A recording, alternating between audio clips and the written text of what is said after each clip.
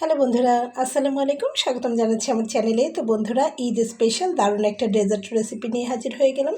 ঈদে এমন চমৎকার মজার রেসিপি না থাকলে ঈদ ঈদই মনে হবে না বন্ধুরা। তো চলুন ডেজার্টটা দেখিয়ে দিই কেমন হয়েছে। দেখুন, ভিতরে একদম ক্রিমি, দারুণ মজার, একদমই সুস্বাদু। এই রেসিপিটি ছোটো বড়ো সবার ভীষণ পছন্দ হবে বন্ধুরা। তৈরি পদ্ধতিটা একদমই সহজ, একদম সফট। এই ডেজার্টটি তৈরি করতে লাগবে ব্রেড এবং দুধ। চমৎকার এই রেসিপিটি কিন্তু মুখে দেওয়ার সাথে সাথে মিলিয়ে যাবে, একদমই সফট, রসে টইটুম্বুর ভরা বন্ধুরা। তো চলুন এই রেসিপিটি তৈরি পদ্ধতিটা দেখে নেওয়া যাক। আশা করছি আপনাদের ভালো লাগবে। তো বন্ধুরা, চমৎকার এই ডেজার্ট রেসিপিটি তৈরি করার জন্যে প্রথমে আমি এখানে একটি পাত্র নিয়ে নিচ্ছি, যেটার ভেতরে আমি দুধ জাল করব। তো এখানে আমি নিয়ে নিচ্ছি পরিমাণ মতো দুধ। তো আমি এখানে আগে থেকে জাল করে রাখা গরুর দুধ দিয়ে দিলাম বন্ধুরা। আমার যতটুকু লাগবে আমি কিন্তু সেই অনুযায়ী দিয়েছি। আপনারাও যদি ডেজার্টটি বাসায় তৈরি করেন তাহলে অবশ্যই আপনাদের প্রয়োজন অনুযায়ী দুধ এখানে দিয়ে নেবেন বন্ধুরা। দুধটা দিয়ে নিয়েছি। দুধটা কিন্তু আমার আগে থেকেই জাল করে নেওয়া। তো ভেতর ক্রিম স্টাফিংটা তৈরি করার জন্য দুধটাকে একটু গাঢ় করতে হবে বন্ধুরা। তো আমি এখানে প্রথমে দিয়ে নিচ্ছি স্বাদ অনুযায়ী একটু লবণ। যারা মিষ্টির সঙ্গে লবণ পছন্দ করেন না তারা কিন্তু স্কিপ করতে পারেন।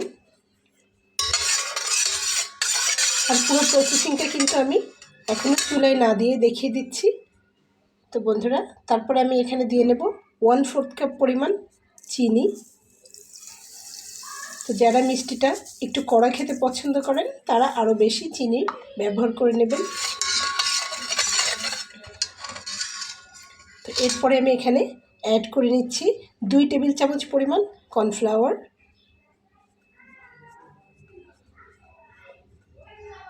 আপনারা চাইলে কিন্তু এখানে 1 টেবিল চামচ পরিমাণ সুজি দিয়েও এটা তৈরি করে নিতে পারবেন। তো আমি এখানে কর্নফ্লাওয়ার দিয়ে করছি। কর্নফ্লাওয়ারটা দিয়ে করলে ভীষণ টেস্টি হয় খেতে। কর্নফ্লাওয়ার অর্থাৎ ভুট্টার আটা যেটা, সেটা দিয়ে আমি এটা করে নিচ্ছি।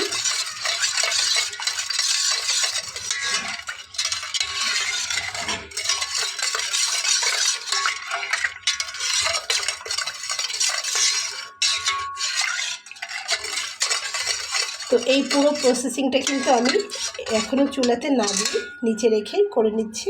তো এখন আমি এর ভেতরে দিয়ে নেব 1 চিমটি পরিমাণ, একদমই 1 চিমটি পরিমাণ দিয়ে নিচ্ছি। তো বন্ধুরা, এলাচের গুঁড়া দেখুন, এটা দিলে খুবই সুন্দর একটা ঘ্রাণ আসবে। তো এটা দিয়ে খুব ভালো করে মিলিয়ে দিলাম।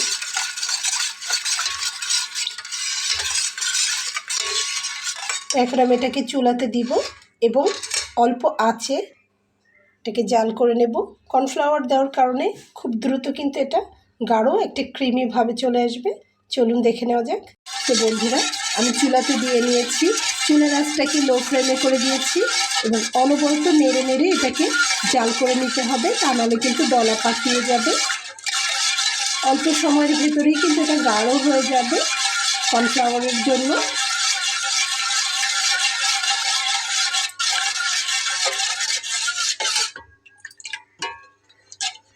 তো বন্ধুরা দেখুন, এটা কিন্তু খুব ভালো করে কুক হয়েছে, একদম গাঢ় হয়ে গেছে। তো বাকিটা নামিয়ে নিলে হয়ে যাবে। তো এখন আমি এর ভেতরে 1 চামচ পরিমাণ ঘি দিয়ে নেব, 1 চা চামচ পরিমাণ আর কি। ঘিটা দিলে এটা টেস্ট হবে অনেক ভালো।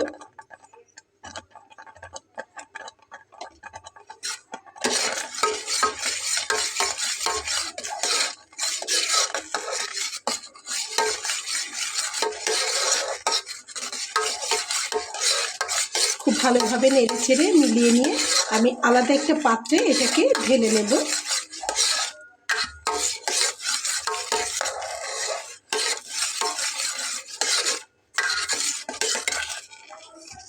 দেখুন কত সুন্দর হয়েছে বন্ধুরা। দেখুন, আমি এটাকে একটা পাত্রে ঢেলে নিয়েছি। আর এখন আমার এই রেসিপিটি তৈরি করার জন্য লাগবে ব্রেড। তো দেখুন, আমি এখানে ব্রেড নিয়ে নিয়েছি। আমার যে কয় পিস প্রয়োজন আমি সেই কয় পিস এখানে নিয়ে নিয়েছি বন্ধুরা। তো এখন এই ব্রেডগুলোকে আমি একটু বেলে নেব। তো বন্ধুরা, রুটি তৈরি করা বেলুন পিড়েতে এটা একটু বেলে নিয়ে পাতলা করে নিয়েছি সবগুলো স্লাইস ব্রেড। তো এখন সাইডের যে ব্রাউন কালার যে অংশটা সেটা একটা ছুরির মাধ্যমে একদম কেটে বাদ দিয়ে দেব বন্ধুরা। চলুন করে নেওয়া যাক। তো ঠিক এভাবে ধরে ব্রাউন কালার অংশটুকু শুধু কেটে নিতে হবে।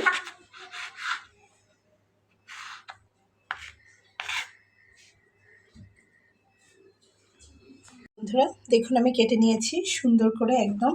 তো সাইডের এই ব্রাউন অংশটা কিন্তু ফেলে দেবেন না, এটাকে রেখে দেবেন। এটা দিয়ে কিন্তু হোমমেড ব্রেড ক্রাম্বস তৈরি করে নেওয়া যায় চমৎকার। তো সেজন্য এগুলোকে আমি রেখে দেব। একটা পাত্রে আমি তুলে নিচ্ছি।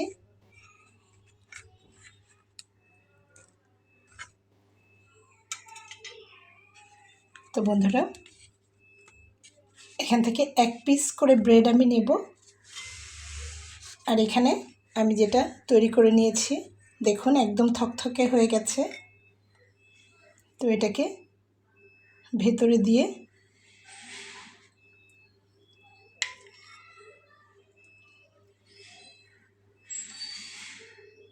চাইলে আপনারা হাত দিয়েও দিয়ে নিতে পারেন, আমি এখানে চামচ দিয়ে নিচ্ছি। এখন আমি এটাকে রোল করে ফেলবো।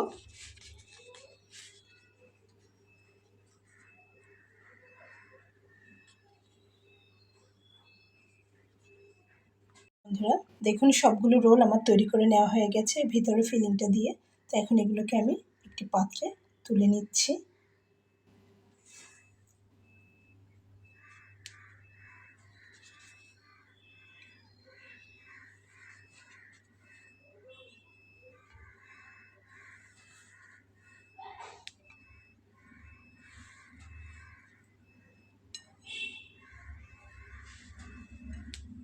তো দেখুন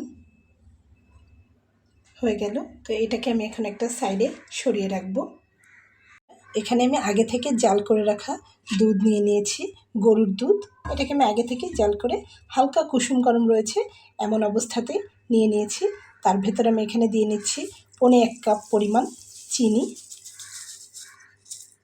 আবারও বলছি আপনারা যে যেমন মিষ্টি খেতে পছন্দ করেন ঠিক সেরকম পরিমাণ করে দিয়ে নেবেন। তারপরে আমি এখানে 1 চিমটি পরিমাণ লবণ দিয়ে নিচ্ছি বন্ধুরা। তারপরে আমি এখানে দিয়ে নেব হাফ কাপ পরিমাণ গুঁড়া দুধ। তো আমি এখানে ডানো ব্যবহার করছি বন্ধুরা। আমি এখানে দিয়ে নিয়েছি ডানো ডেইলি পুষ্টি, এটার হাফ কাপ পরিমাণ গুঁড়া দুধ আমি এখানে দিয়েছি। সেটাকে মিল করে নিচ্ছি।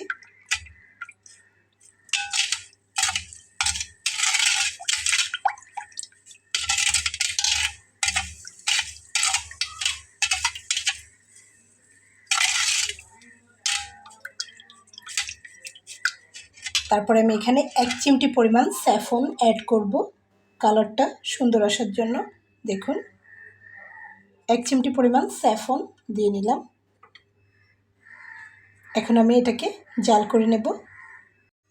তো বন্ধুরা দুধটা যেহেতু আমার আগে থেকেই জাল করা রয়েছে তারপরেও আমি একটু জাল করে গাঢ় করে নিচ্ছি।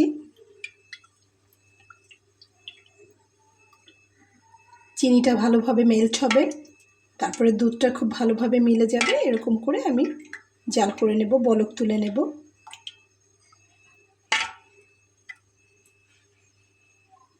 তো বন্ধুরা আমি প্রায় ঘন্টাখানেকের মতো দুধটাকে কিন্তু জাল করে নিচ্ছি, যাতে করে দুধটা একটু পরিমাণে কম হয়ে আর একটু গাঢ় হয়ে আসে সেজন্যে।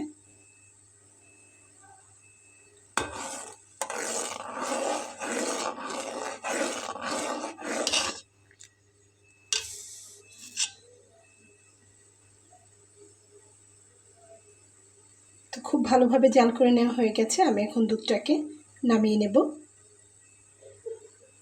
বন্ধুরা দুধটাকে জাল করে নিয়ে একটু ঠান্ডা করে নিতে হবে। একদম গরম দুধটা দেওয়া যাবে না, কুসুম গরমের চাইতে একটুখানি বেশি গরম থাকবে এরকম অবস্থাতেই দুধটা আমরা দিব। তো দেখুন ধোয়া উঠছে। তো আর একটু ঠান্ডা হওয়ার জন্য অপেক্ষা করছি। তো বন্ধুরা দুধটা ঠান্ডা হয়ে গেছে, এখন আমি দিয়ে নেব এর উপরে।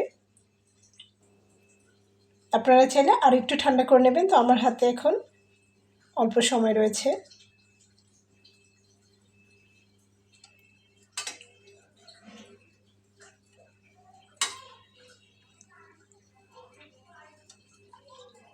প্রত্যেকটা রোলের উপরে ঠিক এইভাবে দিয়ে নিতে হবে।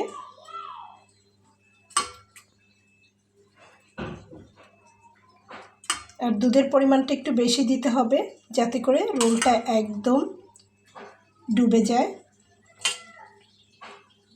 তবে এটা একদম টইটুম্বুর হয়ে যাবে রসে ভিজে।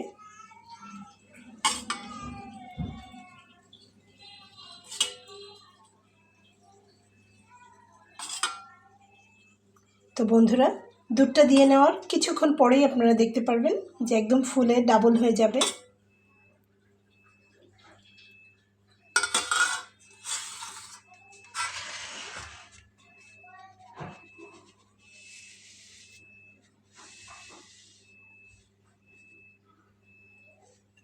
তো এখন আমি এটাকে একটু সাজিয়ে পরিবেশন করার জন্য এখানে দিয়ে নিচ্ছি কাঠবাদাম কুচি করে নেওয়া।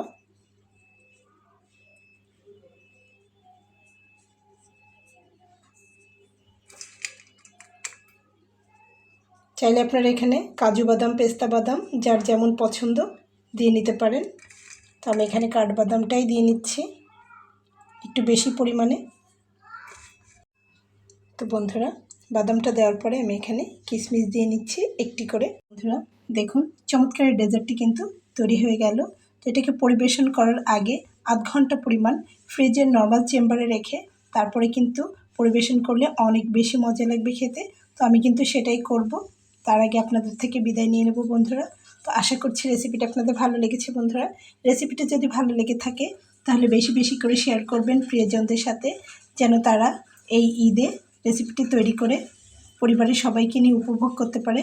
তো আশা করছি রেসিপিটা আপনাদের ভালো লেগেছে। আজকের মতো বিদায় নিয়ে চলে যাচ্ছি বন্ধুরা। আল্লাহ হাফেজ। দেখা হবে পরবর্তীতে নতুন কোনো রেসিপি নিয়ে। সেই পর্যন্ত সবাই ভালো থাকবেন। আল্লাহ হাফেজ।